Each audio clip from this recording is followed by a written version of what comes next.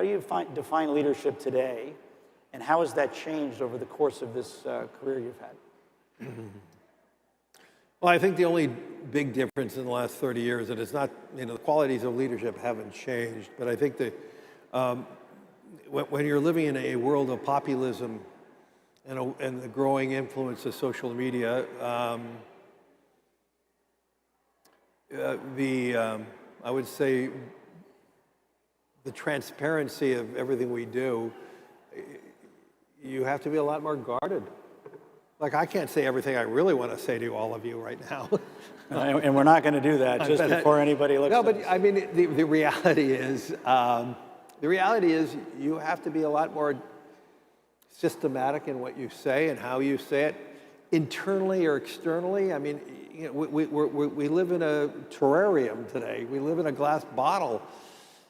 And so I think, the transparency, which has many fine and good elements and many negative ones, you have to lead differently. You have to be a lot more thoughtful in every word you say.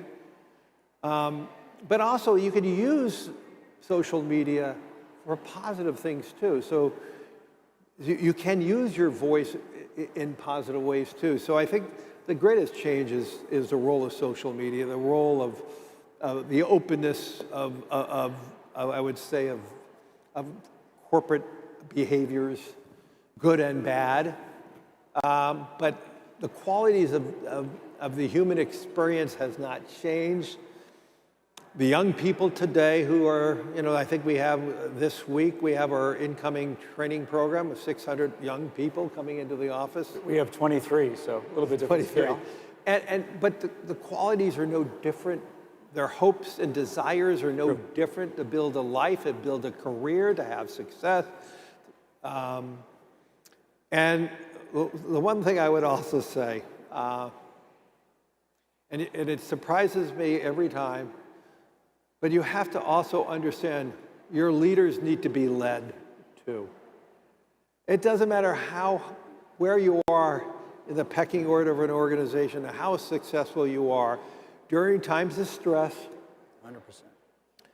During times of uncertainty, you have to be a much more transparent leader. I had a trip to my European offices a few weeks back, right after Liberation Day. And quite frankly, the Europeans were quite frightened. They were frightened of their partners, the United States, and where this may go. But what I was probably the most surprised when they were frightened because we're a US-based company. That is BlackRock changing too?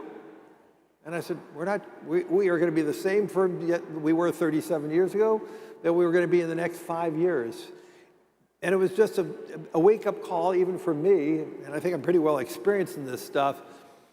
Again, when there's great moments of uncertainty, even your top leaders need to be led. You need to confirm who you are and what are the responsibilities of us as an organization. And that's just a wake-up call, and the responsibilities of leadership. And the last thing I would just say, if you can't get your messaging properly with your employee base, and we have 23,000 employees at BlackRock globally, how are you going to get those messages across to all your clients? And we have clients in over 100 countries. And then importantly, in this era of, I would say, rising populism and rising nationalism, more importantly, if you're going to be a global firm, in each and every country, you have to show your purpose. We have to be Japanese in Japan. We have to be Italian in Italy. We have to be Mexican in Mexico. We have to be British in the UK. And if we don't show that connection, you're not going to connect with your clients.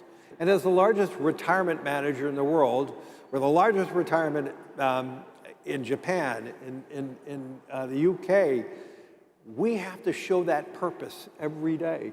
And so there may be political challenges and political uncertainties, but the key for each organization is showing your team, your leaders, your clients, the governments where you operate, that you're as purposeful today and that your objective in each and every country is to lift that country. So our responsibility, especially because we're the largest retirement managers, is to lift more people.